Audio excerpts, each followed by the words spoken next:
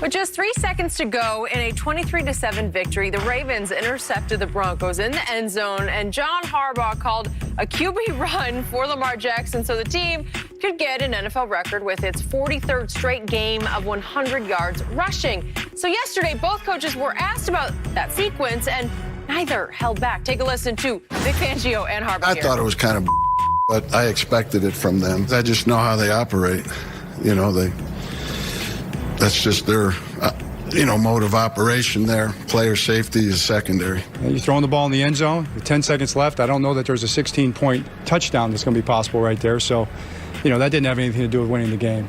So, like I said, what's meaningful to us might not be meaningful to them, and we're not going to concern ourselves with that. Shannon, these are your teams. Yeah. Whose side are you on? John Harbaugh's. I have no issue with what they did. That wasn't the reason why you lost the game. The last 5, 8 yards, whatever Lamar Jackson ran for, that wasn't the reason you lost the game. Skip, if somebody would have told Vic Fangio, you're going to hold the Baltimore Ravens offense to 105 yards rushing, you're going to say, we win the game.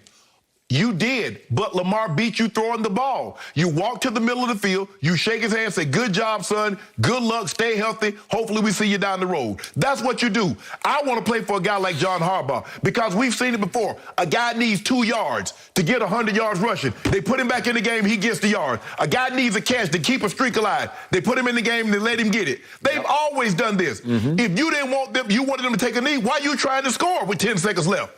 You should be mad at your quarterback, Drew Lock, because he had the running back right over the ball, wide open for a touchdown, and he threw it to the guy that was covered. So be mad at Drew Lock. Don't be mad at John Harbaugh.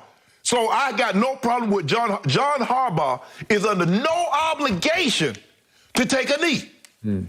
They do that. Skip, we getting victory formation. That's like, we choose to do that. Safety of the game, don't worry about that. Just play. Until the officials blow the whistle, there's 0-0, you play the game. You relax, that's you. I'm glad they got it. Yeah, that means something. 43 straight games with at least 100 yards. That's over 3 seasons. Tied the Pittsburgh Steelers record. Yeah, get that. And I hope they get it again. Okay, I basically agree with everything you just said, but it gave me pause. It knocked me back in my seat to hear Vic Fangio, who's been doing this for 37 years in this league, take that kind of shot at an organization for which I have the highest regard. Yeah. The Ozzie Newsome run Baltimore Ravens. And they're going to always do what's, trust me, I was in that organization. You were there. And guess what, Skip? If there's another record come up, guess what? John Harbaugh is going to put the guys in position to go get it. So anybody else that's going to be mad, go ahead and get mad now because they're going to do it. Vic Fangio coached for the Ravens for 4 years. And 2 of those years, the last 2, were the first 2 years that John Harbaugh was the head coach. So he knows of what he speaks from the inside out. He knows, he was there, he lived it. That's what took me aback was he said, I thought it was kind of BS. I expected it from them. He says, 37 years of pro ball, I've never seen anything like that. That's a mouthful coming from that guy. But it was to be expected. So the reporter said, expected how? And he said that player safety for them is secondary. Really? Player safety is secondary. So they don't value the players at all? They value the player, but they value the player's his opinion. Bro, what you need? Oh, you need 5 yards to get this? Oh, good, and then get it. Okay. Oh, you need what you need? You need another tackle? To get what? How much you gonna make? You get $25,000 if you get this tackle. Get in and get it. Okay. That's how they operate. Okay. So to your point, Lamar had a back issue last week, and there were a couple of days when I didn't think he was even going to be able to play. So did effectively you put him at some risk, even though he was told just try to get the 5 that we need and go down? Well. Okay? For sure. He's at risk of being in the game. He got a back issue. You could have hit him. You had ample enough time. You did. That wasn't the reason why you lost the game. The reason why you lost the game, you had 50. Skip, you didn't get mad to 59-57. You got the last 3 seconds of the ball game. Okay. That's what you're upset about. That's not what cost you the game, Coach. So Harbaugh says after the game that he thought he and Vic were on good terms. He said, we had a nice chat before the game. We've known each other for a long time. I promise you, I'm not going to give that insult a second thought. And knowing John, he won't give it a second thought. he will give Vic and his relationship with Vic a second thought, because I think the bridge just got burned. Skip, but you know how the Ravens operate. Yep. They do things the Ravens way. Play like a Raven. Be like a Raven. Yep. All that other stuff, we didn't concern with what they were talking about in Tennessee or anywhere else, Pittsburgh or Jacksonville. That was the Raiders. That didn't bother us. Okay. What permeated from our locker room? That's what it was us. Okay. So where I agree with you is, what are the Baltimore Ravens? What's their identity now? Maybe not quite as much when you played. They run it down your throat. They take pride. They are going to establish the run and continue to pound away at you no matter what you do. You can put 12 men in the box. They are going to run the football. But Skip, if you say, we're going to take away your run, if we take away something and you beat us with your hand tied behind your back, because this was only Lamar Jackson's second 300-yard passing in the regular season. Okay. He only has 3 on his resume. Mm-hmm. So we take away the run, Skip. We make Lamar beat us throwing the football. And you mad? He beat you in a way that you didn't think he could. Well said. I agree. But in the end, as John Harbaugh is saying, I had to do this for our players and our coaches, because he says this is something they'll have for the rest of their lives. Because that 43 consecutive 100-yard rushing games as a team, that's pretty special to me, because that's the Steelers from 74 to 77. It took them 3 years to do that. Yeah, and now the Buffalo Bills had like 35. They did. That was 74 through 76, something like that. That was OJ. Yes. What did they call it? The electric company. That was the Ronald McKenzie. Yeah. Woo. So the point is, he says, I got to do this for us. Yeah. I'll risk Lamar. It's a 5% risk that maybe he gets banged up, or gets his back hurt or whatever. Right. I'm willing to risk that because this is for our identity. Mm-hmm. I need them to feel proud that we got to 43, and they got a great shot, I'm sure, to get to 44 and keep going. Yes. I don't know. They could set a record that'll never be broken. Right. Because that's who they are. Right. And as he concluded, what's meaningful to us might not be meaningful to Denver, because it's not meaningful to Denver. They don't care about that. Skip, 93, my first year, make the All-Pro, we go into the Oakland Raiders.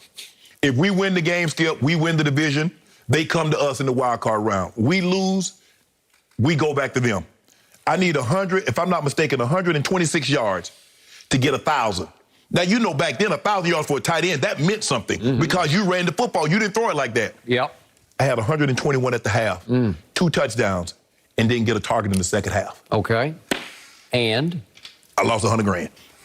Did you make your feelings known to anybody? And guess what? I went back out the next week, caught 13, an NFL record, 13 for $156 and a touchdown. In the wild card? In the wild card game. Okay. So I went from 6 catches, 121 and 2 touchdowns in the first half, not another target. Come back out the next week, go 13 for $156 and a touchdown. Did you let your head coach know your feelings? Skip, it was, hey, I'm open. I'm going to get the same amount of money. Throw me the ball. Hey, I never complain. People like, well, you could. No, I didn't. I ain't complain. Hey, call this play for me, call that play for that. I ain't, you know what I can do. You see the work I put in the practice. Okay, well, clearly you didn't lose any respect for Mike Shanahan. No, that wasn't Mike. That was Wade. Wade didn't even know about it. That was Wade. Okay. And John didn't know about it. John told me, said, why didn't you tell me? I said, bro, I ain't never asked you to throw me the ball. Who was your coordinator? Jim Fossil. Ooh. Jim did. I don't think Fossil knew. Maybe I don't think Fossil knew. Fossil wouldn't do that because he was the guy that put the offense. He built the offense around my skill set. So I know Fossil wouldn't do that. It happened. Okay, fine. It is what it is. So somebody was at fault. John? No, John didn't know. John, we were trying to win the game. But I'm just saying, put it like this here, Skip. We were up 17 points at the half. We lost in overtime. 33-30. That's all I'm saying. That's all I'm saying. They could have kept feeding your boy. And did you say anything to the media after the game? Nope. Never say anything to them. I didn't talk about no catch. Hey, we won. We didn't play well. Shannon. No, I'm just, hey, I do what I do. If your head coach had been Jim Harbaugh, do you think the result would be different? I mean, Skip, you remember Jerry lost his consecutive game streak, and I don't think he's talked to Bill Callahan since. Jerry had a streak like 260-something games. He did. And they wouldn't throw him the ball because they had already had the victory. And Jerry just wanted the hits to keep the streak alive. I was there. And they wouldn't do it. Yep. Man, get that man that record. He earned that. I don't think anybody's going to get that record anyways. I don't think any receiver going to catch that record anyway. Bill Callahan, old school. Yeah. Just win the game. But like I said, Skip, I appreciate it because, Skip, I've been in teams such and such. A sports info, the guy would come, he needs this many yards for 100. Yep. He needs this many yards. Mike has put me back in the game. Well, Shannon needs this many yards. And I ended up going back in the game, and the guy, he threw the ball late and got it picked. From that point on, I said, forget it. If I got it, I got it. Dallas had 99 against Woody in 98. And Mike said, you want to go back in? I said, no, I'm good. Last time I did that, quarterback ended up getting picked. I'm done. Against Darren Woodson. Against Woody. I got Woody. You showed the highlight. No, that was in Baltimore. That was in 2000. I put it on Woody then. And then I got him again in 98. Not many people put it on Woody. I put it on Woody. Trust me, he won't come out here with no highlights. He'll put it on me. You don't have to worry about that, Skip. Are you watching Mr. Woodson? Woody, you ain't got to worry about that, Skip. I'll bet there are highlights of pass breakups and Woody leveling Shannon Sharpe. Woody came in. I don't know if Woody was starting. Because back then in 92 when we played them, Skip, we almost beat them. That was the first year of the Super Bowl. We almost beat them. They got to drive the last second. We was winning. They got to drive the last second to end up beating us.